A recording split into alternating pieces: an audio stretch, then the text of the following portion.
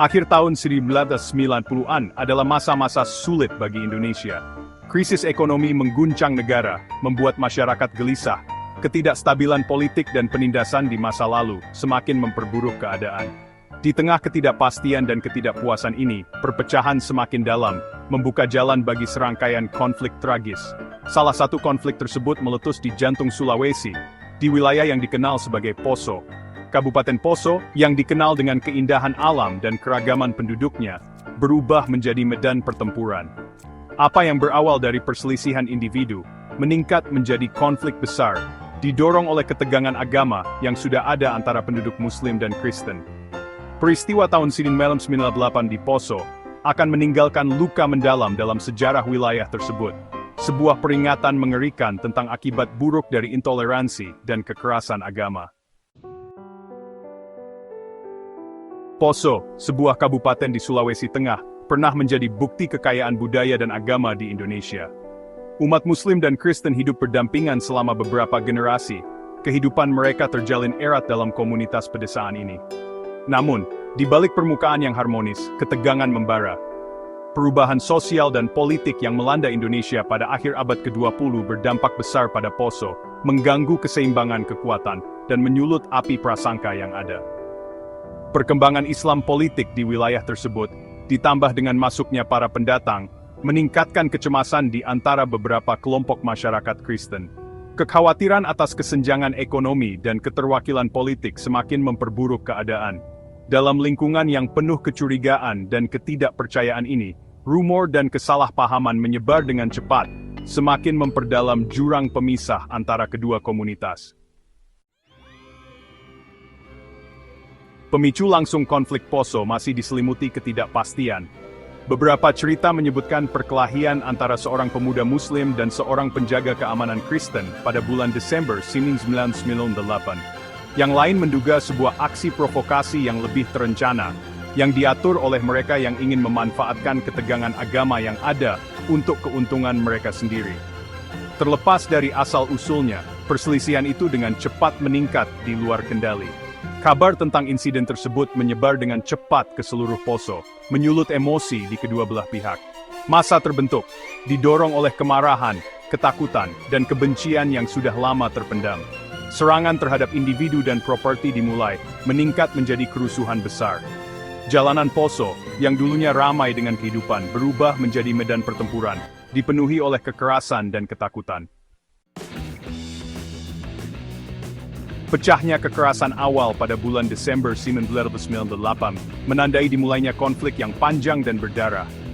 Kekerasan mereda dan kembali berkobar selama 3 tahun berikutnya, dengan 2 gelombang kekerasan besar melanda wilayah tersebut pada tahun 2000 dan 2001.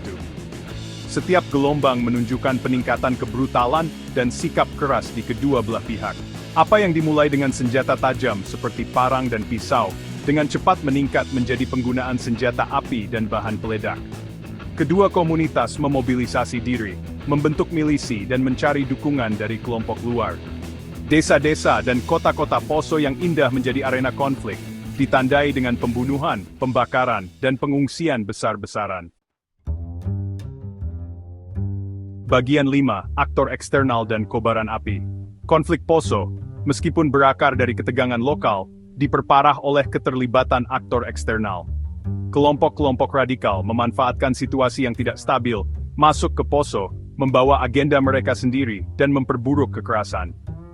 Masuknya senjata dan pejuang dari luar wilayah semakin memicu konflik, mengubah apa yang semula merupakan perselisihan lokal menjadi medan pertempuran yang rumit dan mematikan. Keterlibatan aktor-aktor eksternal ini berdampak buruk pada Poso. Hal itu memperdalam siklus kekerasan, sehingga semakin sulit untuk menemukan penyelesaian damai. Konflik tersebut menjadi terkait dengan dinamika nasional dan regional yang lebih luas, dengan tuduhan, manipulasi politik dan eksploitasi sentimen agama. Bagian 6, Korban dan Pengungsi, Luka yang tak terperi. Konflik Poso merenggut nyawa lebih dari 1.000 orang. Pria, wanita, dan anak-anak dibunuh secara brutal. Hidup mereka direnggut oleh kekerasan tak beralasan yang mencengkeram wilayah tersebut.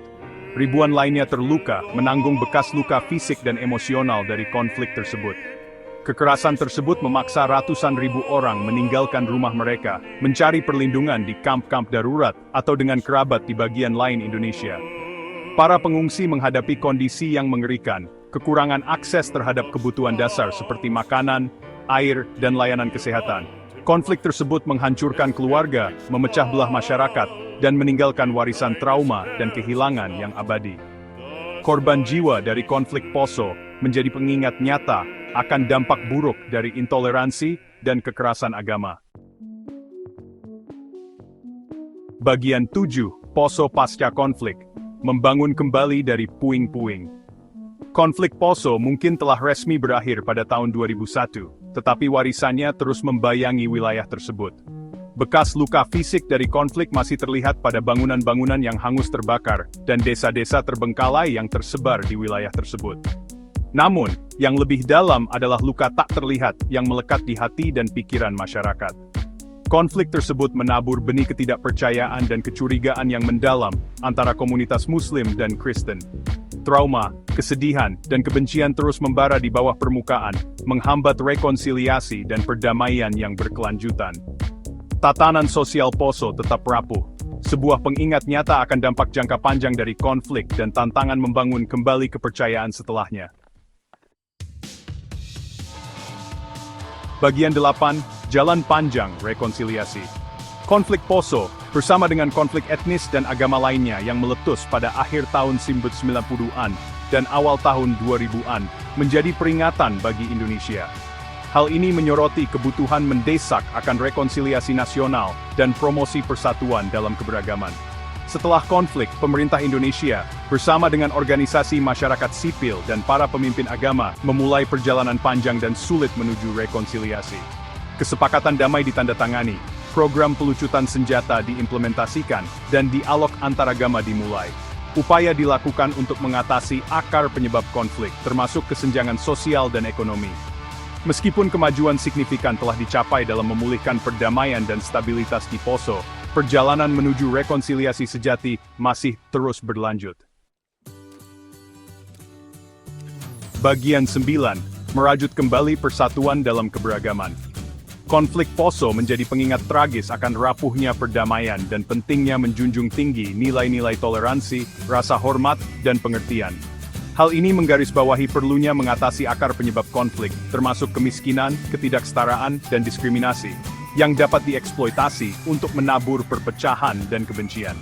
Indonesia, dengan semboyan Bhinneka Tunggal Ika, bersatu dalam keberagaman, memiliki potensi untuk menjadi mercusuar harapan dan model untuk hidup berdampingan secara damai. Pelajaran yang dipetik dari Poso dan konflik lainnya harus menjadi katalis untuk upaya berkelanjutan dalam mendorong dialog antaragama, mempromosikan keadilan sosial, dan menciptakan masyarakat yang lebih inklusif dan damai bagi seluruh rakyat Indonesia.